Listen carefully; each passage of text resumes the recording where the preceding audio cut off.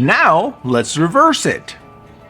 We were talking about the credits of the physical body, how I'm going to take care of the physical body so that I can have more control over my thoughts and my emotions. Well, now it's going to be the opposite. Now it's going to be, let's pay attention to what we're feeding our brain, our mind, both in the quality of thoughts and the quality of emotions, so that then the body has more credit or more ability to function properly, right?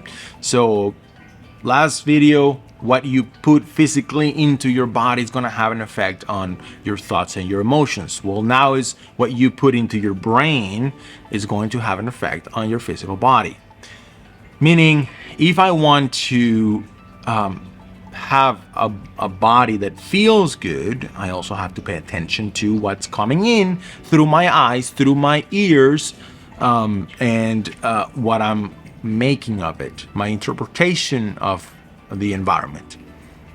And that obviously starts with media, the content that you are ingesting, the content that you are processing. Are you looking at a lot of war news, movies, stressful situations? I'm not saying that's a bad thing, but it can be a bad thing. So you have to be mindful of that.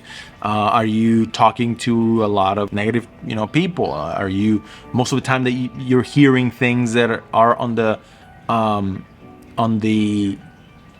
heavy side? Life is hard. Life is tough. People are horrible. Like, if that's the kind of information you're always letting in, obviously your body's going to have a negative effect. So a tip for this is process the information or pay attention to the information and project it onto the future. Meaning, this information, how is it going to help me or hurt me tomorrow, in a week, in a year, X amount of time, right? For example, I could listen to the news, which most of the time are going to be fear-based.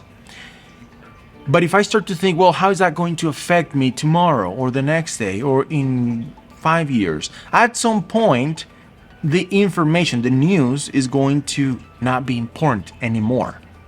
Especially if it's like political. We know there's always going to be some political issue going on, and there is the swing, and one time a lot of people are going to go that way and then the other way, and then there's going to be all that.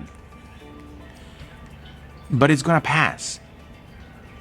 So if I invest way too much of my attention into that type of food, brain food, obviously I'm going to pay or experience the results of it. So every bit of information that you're taking in, be mindful of it. Weigh it. Put it in your health scale. If it's going to be healthy for you now, tomorrow, and in a year, that's awesome. If you're listening to a good book, it's going to help you right now. It's going to help you in a month. It's going to help you in 10 years.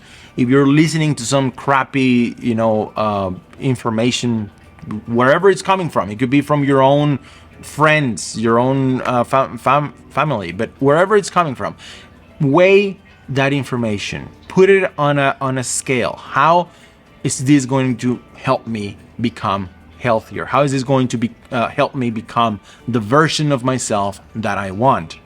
And I know it's tough, but, well, it's not tough. It's tough because we think it's tough. But once you break that old habit of ingesting crappy mental food, it becomes easier and more enjoyable to give your mind healthy information.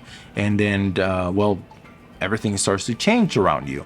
So that was the other side of the coin. You do want to take care of the physical body so that it's easier to manage the mind, and you also want to take care of the mind so that it's easier to manage the physical body. Remember, this is the holistic approach.